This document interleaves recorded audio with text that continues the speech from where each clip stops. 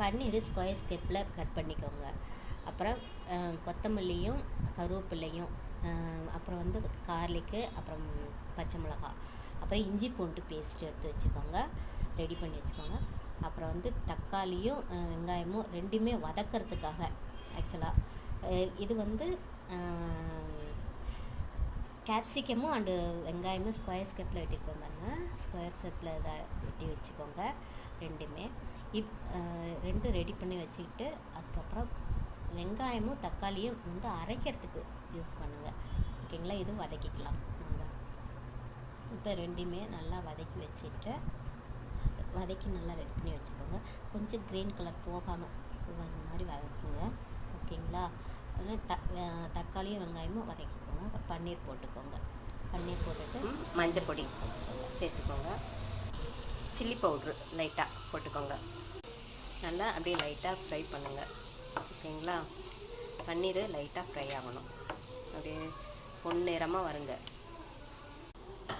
பன்னீரை இது மாதிரி பொன்னிறமாக வறுத்துக்கோங்க. நல்லா பன்னீரை நல்லா வறுத்து வச்சுக்கோங்க. இது மாதிரி நிலக்கடலையும் கொஞ்சம் மிக்ஸ் பண்ணி வறுத்துக்கோங்க. லைட்டாக பன்னீர் வறுத்ததுலேயே இதை வறுத்துக்கோங்க. நிலக்கடலையும் இது பாருங்கள் வறுத்து மிக்சியில் அரைக்கிறதுக்கு, தக்காளியோட மிக்ஸை அரைக்கிறதுக்கு எடுத்து வச்சுருக்கேன். கார்லிக்கை கொஞ்சம் போட்டு வதக்குங்க. கொஞ்சம் பொன்னிறமாக வதக்குங்க. கருவேப்பிலை போட்டுக்கோங்க. நல்லா வதக்கிக்கோங்க. அடுத்தது பச்சை மிளகாய் போட்டுக்கோங்க.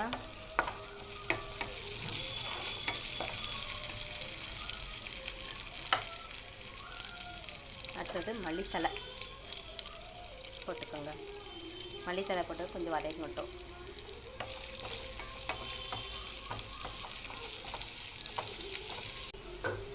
இஞ்சி பூண்டு விழுது கொஞ்சம் போட்டுக்கோங்க.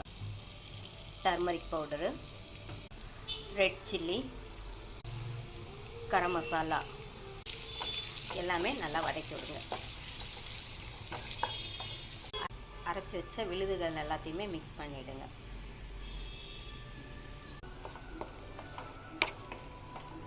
இந்த மாதிரி நல்லா மிக்ஸ் பண்ணி இன்ன வரையும் நம்ம சால்ட்டே மிக்ஸ் பண்ணலை, புரியுதுங்களா? இப்போ லாஸ்ட்டில் சால்ட்டு போட்டுக்கோங்க. கொதிச்சு வரக்குள்ளே இதை மிக்ஸ் பண்ணுங்கள். நல்லா மிக்ஸ் பண்ணிக்கோங்க. பன்னீரும் மிக்ஸ் பண்ணிக்கோங்க. லாஸ்ட்டு மல்லித்தலை போட்டு தூவிடுங்க. சாப்பிட்டு பாருங்கள். ரொட்டியோடு சாப்பிடுங்க, பூரியோடு சாப்பிட்டு பாருங்கள், சாப்பாடோட சாப்பிட்டு பாருங்கள். செம்ம டேஸ்ட்டாக இருக்கும். சாப்பிட்டுட்டு எனக்கு சப்ஸ்கிரைப் பண்ணுங்கள்.